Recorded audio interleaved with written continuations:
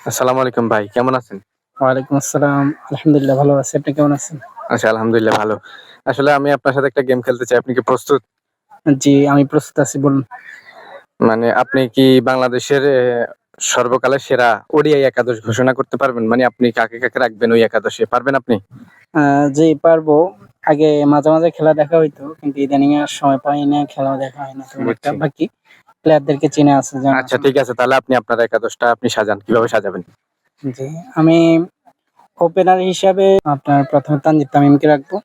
এরপরে আমি এর সাথে রাখতে চাই লিটন কুমার দাসকে রাখতে চাই। আচ্ছা, আ তারপর? তারপরে ওয়ান ডাউনে সর্বকালের সেরা অলরাউন্ডার সাকিব আল হাসানকে রাখবো। জি। আ ওয়ান ডাউন। হুম, 2 ডাউন মাহমুদুল্লাহ রিয়াদকে রাখবো। হুম। 3 ডাউনে আমি মুশফিকুর রহিমকে রাখবো।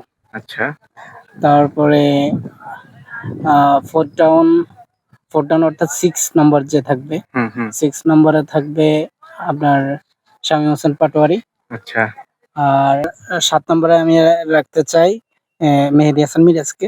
আচ্ছা। এরপরে ৮ নম্বরে রাখতে চাই রিশাদ হুম। হোসেন। খুবই প্রতিভাবান একটা প্লেয়ার।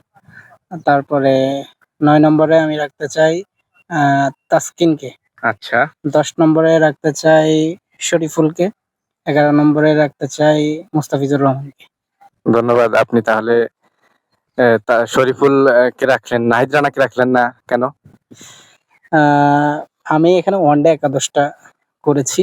হুম, নাহিদ রানা প্রতিভাবান ঠিক আছে, কিন্তু তার এখনো দীর্ঘ ক্যারিয়ার বাকি আছে। হ্যাঁ। আরো কয়েক বছর সে যদি সার্ভিস দেয়, ওই হুম, মানের সার্ভিস দিতে পারে, হুম। তাহলে আমি তাকে রাখতে পারতাম। এখন যেহেতু সে নতুন, সে আপাতত ইমপ্যাক্ট রাখতেছে। কিন্তু ফিউচারে কতটা করবে সেটারও একটা বিষয় আছে। ঠিক যেহেতু আছে, ঠিক মাত্র আছে। নতুন এসেছে। ধন্যবাদ ভাই, আপনাকে অসংখ্য ধন্যবাদ আপনার একাদশ ঘোষণা করার জন্য। ঠিক আছে? ধন্যবাদ। প্রিয় ভাইয়ের সর্বকালের সেরা ওয়ানডে একাদশ আপনার কেমন লাগলো অবশ্যই কমেন্টে জানাবেন। আর আপনিও আপনার সর্বকালের সেরা ওয়ানডে একাদশ কমেন্টে বলে যেতে পারেন। ধন্যবাদ।